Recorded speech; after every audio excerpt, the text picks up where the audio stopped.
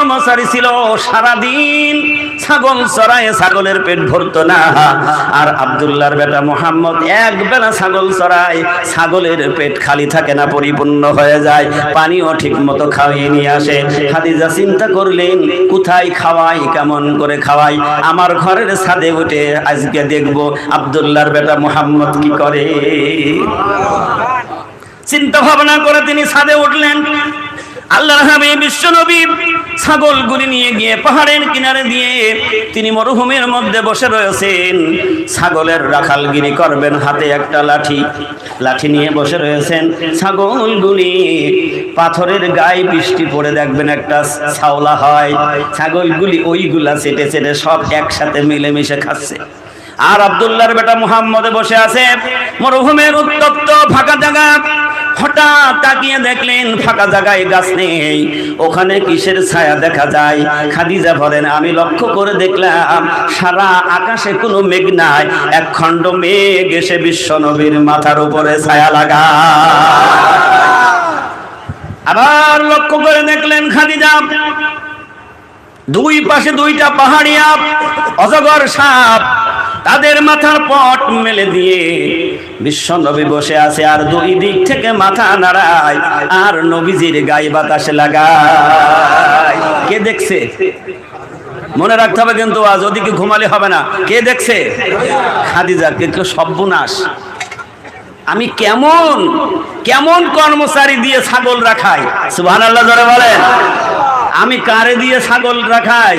এ মানুষ সাধারণ মানুষ হতে পারে না। পরের দিন ডাক দিলেন, মুহাম্মদ তোমাকে আর ছাগল চড়ানো লাগবে না। সুবহানাল্লাহ জোরে বলেন। তোমাকে ছাগল চড়ানো লাগবে না, মাঠে তোমার আর যাইতে হবে না, আমার ঘরে বসে আমার অফিসে বসে আজ থেকে তুমি আমার অফিসের ম্যানেজারের দায়িত্ব পালন করবা। তোমাকে আর ছাগল চড়াতে যাইতে হবে না, আজ থেকে তুমি ম্যানেজার এবং সমস্ত ব্যবসার হিসাব নিকাশ সব তুমি নিজ হাতে দেখাশোনা করবা। সুবহানাল্লাহ জোরে বলেন। এখন এই অবস্থা দেখে যারা ম্যানেজারের পদে আছে বা যারা দেখাশোনা করত, এরা সবাই খুশি না বেজার? খুশি হয় কি হয় না? এমন দেখবেন সব দিক থেকে এমন হয়, কোন হুজুর যদি একটু উঠে যায়, নিচের হুজুর কিন্তু টানে। বাবা বলে কি বলে না? হিংসা আছে না নাই? অহংকার আমাদের সমাজে আছে না নাই? কথা বলেন না কেন? আমরা কেউ কাউকে বড় হতে দিতে চাই না, এরম আছে না নাই? তো সবাই এত রাগ যে কিরে কালকে রাখালগিরি করলো আর আজকে এসে ম্যানেজার। পদ দিচ্ছে কে? আর জিনার মারফত তিনি কে? আরবের সবচেয়ে ধনী ব্যক্তি খাদিজা রাদিয়াল্লাহু তাআলা আনহা। জোরে বলুন না সুবহানাল্লাহ। এবার যিনি ম্যানেজারের দায়িত্ব পালন করতেন তিনি ডাক দিয়ে বলছেন, খাদিজা আমি আর চাকরি করব না, চলে গেলাম। একজন এতিম মানুষ, ঘর নেই, বাড়ি নেই, মা নেই, বাবা নেই, কালকে ছাগলের রাখালগিরি করলো আর আজকে ম্যানেজারের দায়িত্ব। আমি আর আপনার কাছে চাকরি করব না, আমি আর চাকরি করব না, চাকরি ছেড়ে দিলাম। ও দেখা দেখি অনেকেই তার পাশাপাশি অফিসারগুলি সব চাকরি ছেড়ে দিল। খাদিজা মনে মনে বলেন, তোমরা জানো না আমি খাদিজা দেখেছি এই মানুষ কখনো আমার বাড়ি রাখাল হতে পারে না। সুবহানাল্লাহ জোরে বলো। এই কখনো রাখাল হতে পারে না, কারণ আমি যা দেখেছি সে কথাটাও প্রকাশ করে না। খাদিজা বললেন, তোমরা চাকরি করো আর না করো তাতে আমার কোনো যায় আসে না। আজ থেকে আব্দুল্লাহর বেটা মুহাম্মদ হলো আমার ব্যবসার বড় ম্যানেজার এবং ব্যবসার সমস্ত দায়িত্ব আমি তার হাতে অর্পণ করে দিলাম। এবার ব্যবসার সব দায়িত্ব দিলেন। খাদিজা মনে মনে চিন্তা করলেন, এক সপ্তাহে যদি ছাগলের এই রকমের উন্নতি হয় তাহলে আমার ব্যবসার দায়িত্ব যার হাতে দিয়েছি আমার ব্যবসার উন্নতি ঠিক ওই রকমের হয়ে যাবে। খাদিজা ডাক দিয়ে বলেন, মুহাম্মদ আজ তোমাকে সব দায়িত্ব দিলাম, আমি কোনো হিসাব নেব না। আল্লাহ রাসূল বললেন, এটা কখনো হইতে পারে না, আপনি হিসাব না নিলে আমি দায়িত্ব নেব না। আল্লাহ বলল, তাহলে শোনো। কালকে তুমি আমার এই রাজ্যের কিছু মানুষ নিয়ে, আমার ব্যবসার কিছু কর্মচারী নিয়ে তুমি শাম দেশে ব্যবসার জন্য চলে যাবে। 90 দিনের সময় দিয়ে দিলাম। এই 90 দিন তুমি ব্যবসা বাণিজ্য করবে, ওখান থেকে ফিরে আসবে। তুমি কোনো চিন্তা করো না, আমার ব্যবসায় লস হোক আর লাভ হোক, আমি তোমার কাছে হিসাব চাইব না। সুবহানাল্লাহ বলেন। মনে মনে চিন্তা করছে যে আমি তওরাতের মধ্যে, জব্বুরের মধ্যে দেখেছি, কারণ খাদিজার ভাই ছিলেন খুব পণ্ডিত, তওরাত জব্বুরের পাঠ্য পণ্ডিত ছিলেন। বলছে আমার ভাইয়ের কাছে শুনেছি এমন এক সময়, এমন এক জামানায় একজন মানুষ আসবে, তার নাম হবে মুহাম্মদ সাল্লাল্লাহু আলাইহি ওয়াসাল্লাম। তার নাম কি হবে? মুহাম্মদ। তার নাম আল্লাহ হাম্মদ বলে ডাকবে। তার আদর্শ চরিত্র, তার ভালোবাসা দেখলে এই পৃথিবী চমকাইয়া যাবে। সুবহানাল্লাহ বলবেন না? খাদিজা একদিন জিজ্ঞেস করলেন, মুহাম্মদ এত তাড়াতাড়ি তুমি ছাগলগুলি কেমনে খাওয়াও? বলে আমি তো খাওয়াই না, খাওয়াই আমার আল্লাহ। তৃতীয় দিন পরীক্ষা করে দেখেছেন কখন পানি খাওয়ায়, যখন ছাগল বাড়ি আনবে ওই রাস্তার মধ্যে কুয়া আছে, ওই কুয়ার পানি খাওয়াইয়া আনতে হবে। তিনি লক্ষ্য করে দেখলেন আল্লাহর রাসূল বিশ্ব নবী কুয়ার পাশে এসে দাঁড়িয়ে গেছে, আর মানুষ যেমন লাইন দিয়ে আসে পর লাইন দিয়ে ছাগলগুলি ভদ্রভাবে কুয়ার পাশে দাঁড়িয়ে গেছে। লক্ষ্য করে দেখলেন তার হাতে কোনো রশি নেই, কারণ ওই কুয়ার পানি 70 ফিট নিচে থাকতো। রশি দিয়ে বালতিতে করে পানি তুলে রাখার এরা পানি খাওয়াইতো, কিন্তু আব্দুল্লাহর বেটা মুহাম্মদ রাসূলুল্লাহর হাতে কোনো রশি নেই। এবার দেখলেন কুয়ার পরিপূর্ণ পানিতে ভরপুর হয়ে গেছে। কারণ আল্লাহ কি চাবে যে আমার হাবিব রাখালগিরি করবে আর কষ্ট করবে, কোনো আল্লাহর সহ্য হবে? জোরে বলেন হবে? হবে না। খাদিজা ব্যবসার জন্য পাঠিয়ে দিলেন, 90 দিন পরে আসবে। খাদিজা চিন্তা করেছেন এত বড় ভালো মানুষ আমি আর হাত ছাড়া করব না। সুবহানাল্লাহ বলবেন না? রাগ হচ্ছে না তো আপনাদের? খাদিজা রাদিয়াল্লাহু তাআলা আনহা বান্ধবীদেরকে ডাকলেন, বান্ধবীরা রে, প্রতিবেশী মহিলাদেরকে ডাকলেন, রে আমার ব্যবসার যিনি আমার ব্যবসার ম্যানেজার, সে ব্যবসার থেকে ফিরে আসবে। যেদিন ফিরে আসবে আমি তোদের সেদিনকে মিষ্টি খাওয়াবো। কারণ খাদিজা মনে মনে আব্দুল্লাহর বেটা মুহাম্মদের সাথে সম্পর্ক, মহব্বতের ভালোবাসা গড়ে ফেলেছে। আল্লাহু আকবার বলেন। আমি তোদেরকে মিষ্টি খাওয়াবো, দেখবি আমার ব্যবসায় অনেক লাভ হবে। সুবহানাল্লাহ বলবেন না? ব্যবসার থেকে ফিরে আসবেন।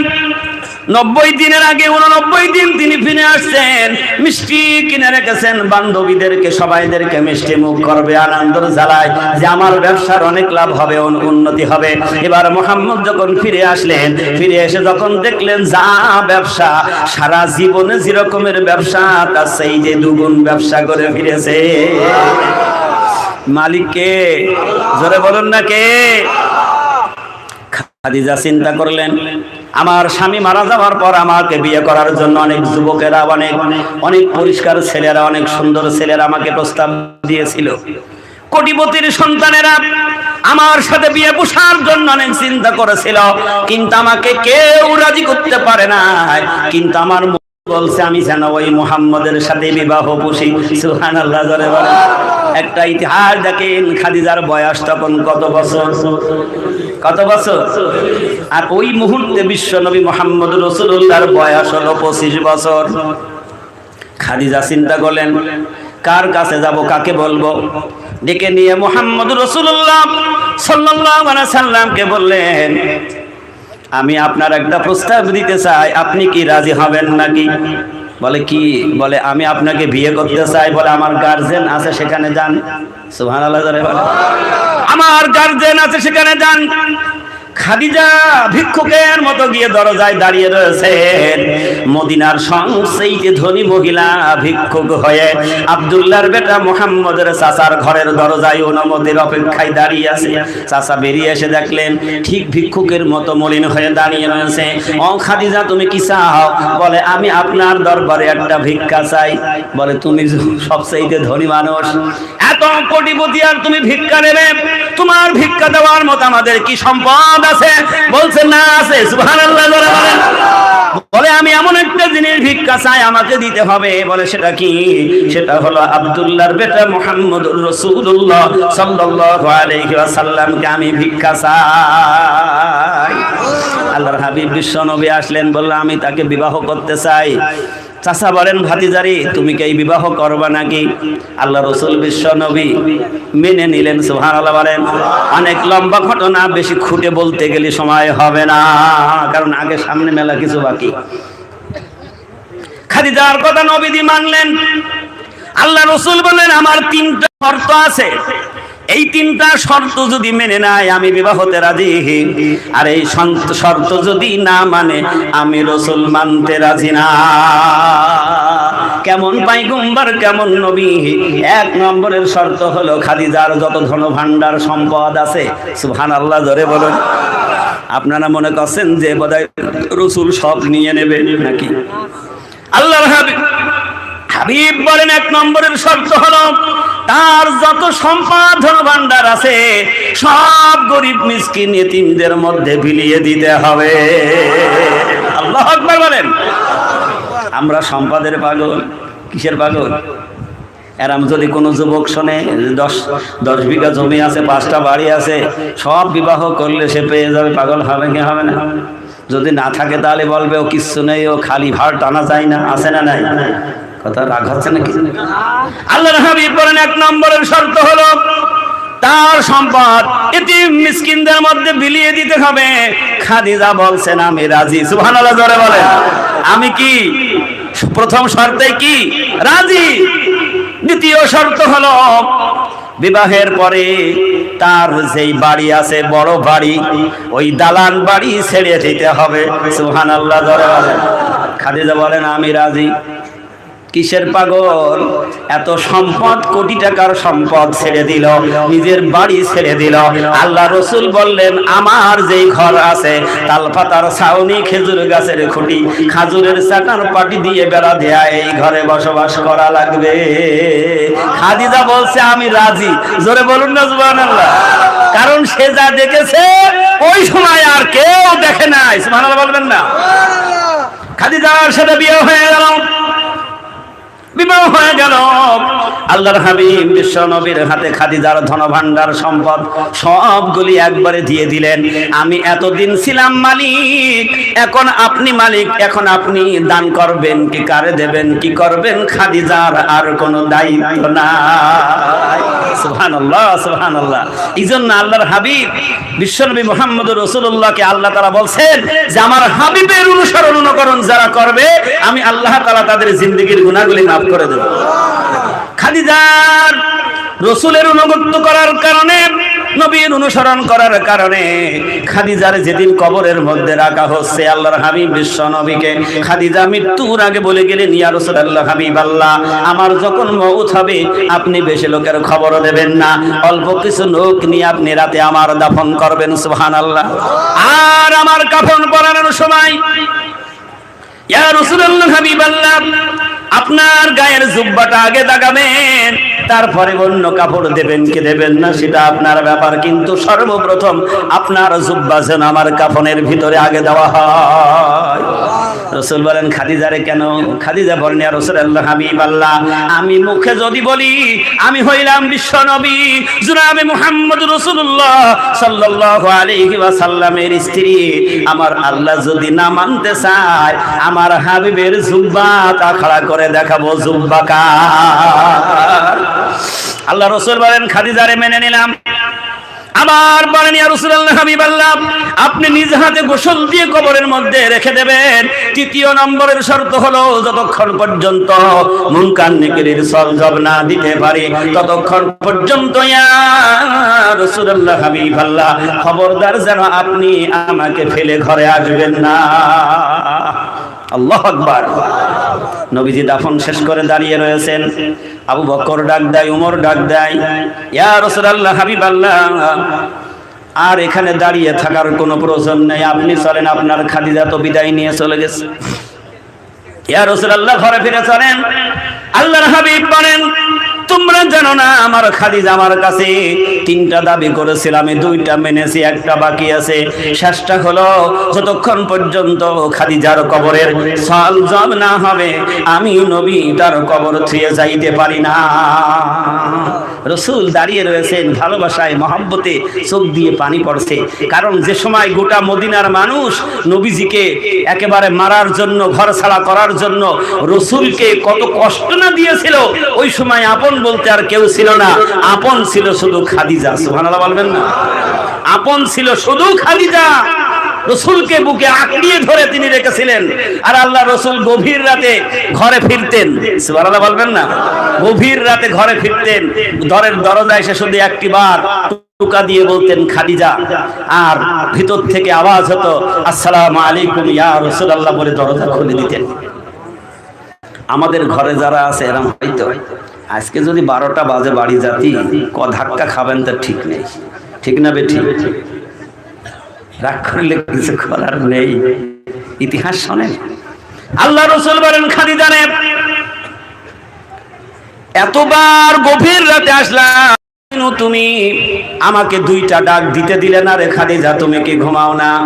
খাদিজা বলতেন ইয়া রাসূলুল্লাহ হাবিবাল্লাহ, আমি শেষ বয়সে আপনার বিবি হয়ে বড় ধন্য, আর একদিক থেকে আপনি আল্লাহর পয়গম্বর বিশ্ব নবী, আপনি হলেন সবচেয়ে শ্রেষ্ঠ মর্যাদাবান, আর আমি ঘরে ঘুমাবো, আর আপনি দিনের দাওয়াত দেবেন, দিনের কাজ করবেন, কাল কিয়ামতের দিন কেমনে আমি আল্লাহর আদালতে মুখটা দেখাবো ইয়া রাসূলুল্লাহ।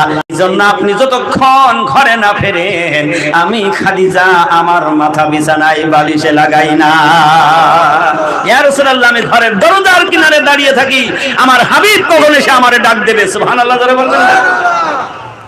ওমর বলেন ইয়া রাসূলুল্লাহ ঘরে চলেন। আল্লাহ রাসূল বলেন না, আমি আওয়াজ না পাওয়া পর্যন্ত যাইতে পারি না। অপেক্ষা করছেন, হঠাৎ জিবরিল এসে গেল। জিবরিল এসে ডাক দিয়ে বলে ইয়া রাসূলুল্লাহ হাবিবাল্লাহ, আপনার চোখের পানি যেন এই জমিনে না পড়ে, আমার আল্লাহ নিষেধ করে দিয়েছে। আল্লাহু আকবার বলেন। ইয়া রাসূলুল্লাহ, আপনার চিন্তার কোনো কারণ নেই, আপনি ঘরে যান, আপনার খাদিজার কবরের মুনকার নেকিরের সওয়াব হয়ে গেছে। আল্লাহ রাসূল বলেন জিবরিল রে, কেমন করে কি হলো আমি নবী তো কিছুই বুঝতে পারি নাই। আল্লাহর পক্ষ থেকে আওয়াজ এসে গেল, ডাক দিয়ে বলে আমার হাবিব মুহাম্মদুর রাসূলুল্লাহ সাল্লাল্লাহু আলাইহি ওয়াসাল্লাম, নবী আমার মুহাম্মদ রে, আমার সাথে জড়িত, তোমায় পয়দা না করিলে আসমান জমিন না হইতো। সুবহানাল্লাহ বলেন। আল্লাহ বলেন আমি আমার হাবিবকে যদি তৈরি না করতাম, तमाम পৃথিবী আসমান জমিন আমি আল্লাহ কিছুই বানাইতাম না। আর সেই হাবিব চোখের পানি ছাড়বে আর আল্লাহ বুঝি তামসা দেখবে, তা কখনো হইতে পারে না। জিবরিল বলেন ইয়া রাসূলুল্লাহ হাবিবাল্লাহ, খাদিজার কবরের সওয়াব হয়ে গেছে। আল্লাহ তাআলার পক্ষ থেকে ডাক দিয়ে বলেন ও আমার হাবিব বিশ্ব নবী, আমার খাদিজা তোমাকে এত ভালোবেসেছে, এত মহব্বত করেছে, তোমার অনুসরণ অনুকরণ করেছে, তোমার ইত্তেবা করেছে, তোমাকে ইজ্জত ওয়ালা করেছে, এই জন্য তোমাকে বড় সম্মানী করেছে, তোমার ভালোবাসা দিয়ে আজকে তোমার সাথী হয়েছে। তার এই ভালোবাসায় আমি আল্লাহ তাআলা এত পছন্দ করে নিয়েছি, আমি আল্লাহ এত খুশি। ওয়া আল্লাহর হাবিব খাদিজার কবরের সওয়াব আমি আল্লাহ নিজেই দিয়ে দিয়েছি। আল্লাহু আকবার বলেন। এই জন্য আমার হাবিব বিশ্ব নবী শুনিয়ে দিলেন কুলিন কুনতুম তুহিব্বুনাল্লাহ ফাত্তাবিউনি ইউহিব্বুকুমুল্লাহ ওয়া ইয়াগফির লাকুম যুনুবাকুম আল্লাহু গফুরুর রহিম। সুবহানাল্লাহ জোরে বলেন। এই জন্য আল্লাহ তাআলা বলেন আমার হাবিবের অনুসরণ অনুকরণ করবে যারা, হাবিবের ইত্তেবা করবে যারা, হাবিবের সুন্নতের তাবেদারি করবে যারা, আল্লাহ বলেন ইয়াগফির লাকুম যুনুবাকুম, আমি তাদের तमाम জিন্দেগীর গুনাহগুলি maaf করে দেব। সুবহানাল্লাহ জোরে বলেন। আল্লাহর নবী বিশ্ব নবী মুহাম্মদুর রাসূলুল্লাহ সাল্লাল্লাহু আলাইহি ওয়াসাল্লাম যেদিন বিদায়